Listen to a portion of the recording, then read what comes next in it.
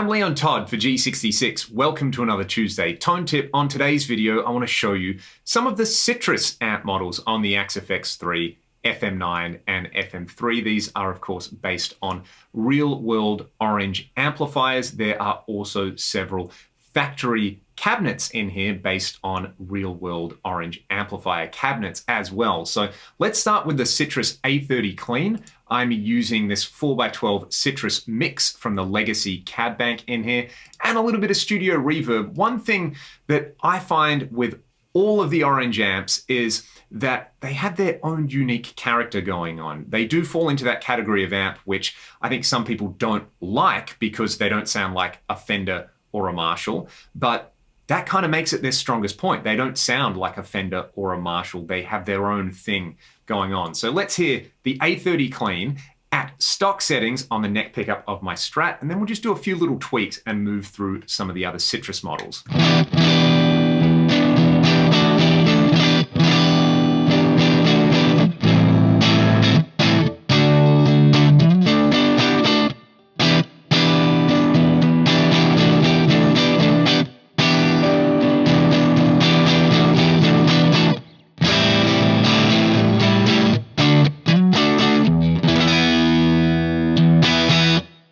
So it's pretty gritty. It's kind of Vox-like, and there's some chime in there. And one cool thing to do there is basically if you increase the bass, increase the treble and vice versa. So if I bring the bass and the treble down from there, let's have a listen to what that does with the tone. I'll leave the mids where they are.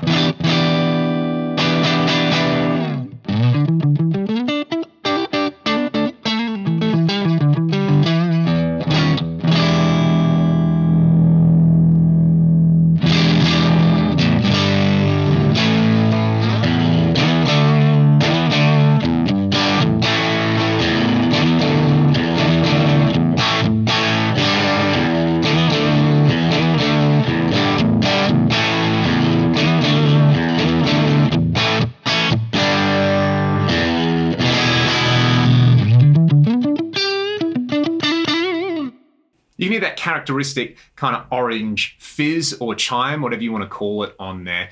I find on these amps, increasing the master volume really helps things as well. In the real world, these amps are pretty loud, even though they're rated at 30 watts. They're a very loud 30 watts. So let's bump the master up somewhere around 8, and I'll just bring the level down to compensate a little bit. Let's stay on the bridge pickup, then I'll bring some drive in here. Even though this says clean, as you can hear, it's pretty gritty and it can get super filthy.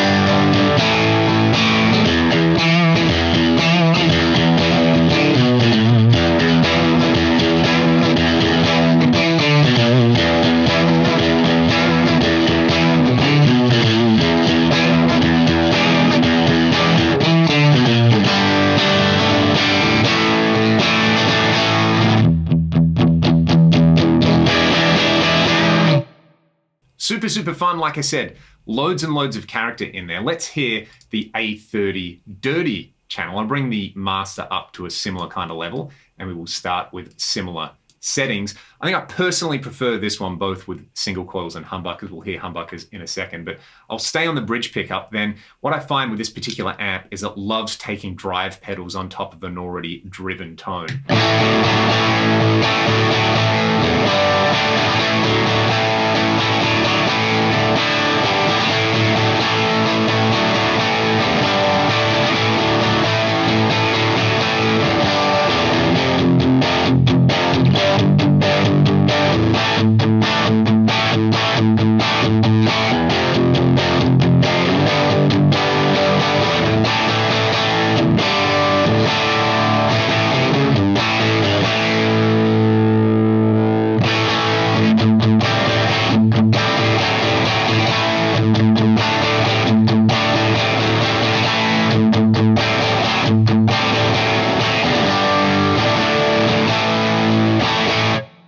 So that's using the SDD preamp based on the input preamp section of a Korg digital delay unit. Sounds great in front of just about anything, but of course, if we're going to do orange, we've got to try the Pi.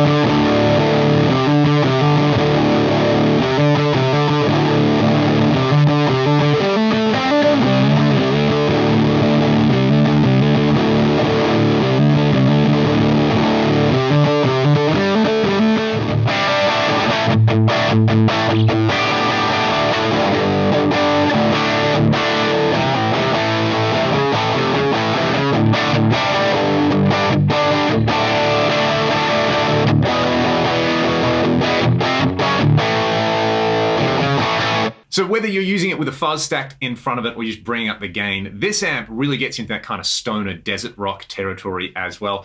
It's the opposite of a nice, well-behaved tone, and that's what I'd refer to as a character tone. Those tones can be so useful when you're recording or when you're playing live. Let's go over to channel C now, because I want to show you the Rockaverb model in here, which has a little bit more of a traditional Marshall Fender thing going on, but it still definitely sounds orange. One way I like to set this one up is kind of like a plexi. You bring the bass down and you bring the middle and the treble up, and you bring the drive control up just a little bit. You can play with the master, but this, again, is a great alternative to a Marshall or a Fender style crunch.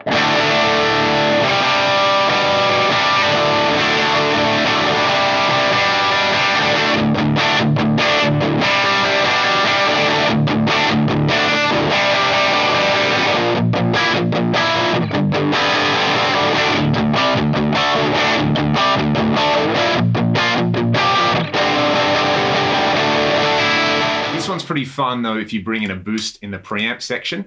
Try the grinder boost, which I would normally use with kind of modern high gain amps, of which this one doesn't really sound like that, but bring the boost level up and then bring some bass back in and some mid-range out. This can get really chuggy and nasty.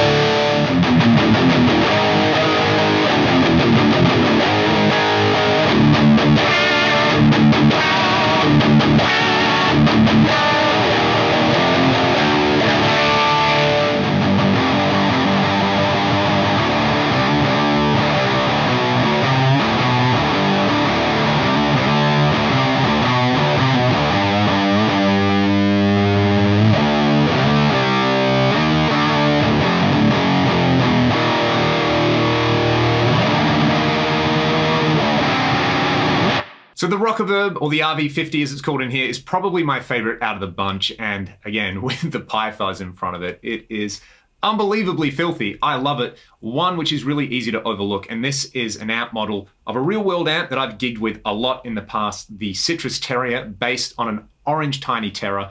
What I found with this amp was I basically had one setting where it sounded really, really good. And that was with the drive at about 6 and the master volume at around 6 or 7.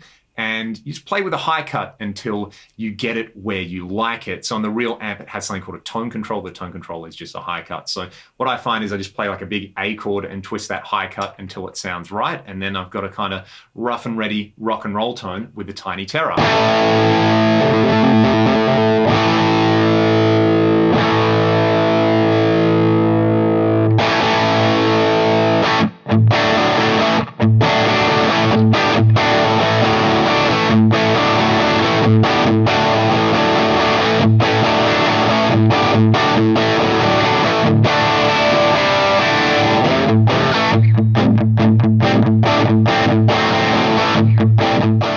So it's pretty ratty and lo-fi and grungy, but again, that's what I like about it. I'll play you all out with the Citrus Terrier on some single coils with those settings. I find this can be a great amp if you kind of like your bluesy tones.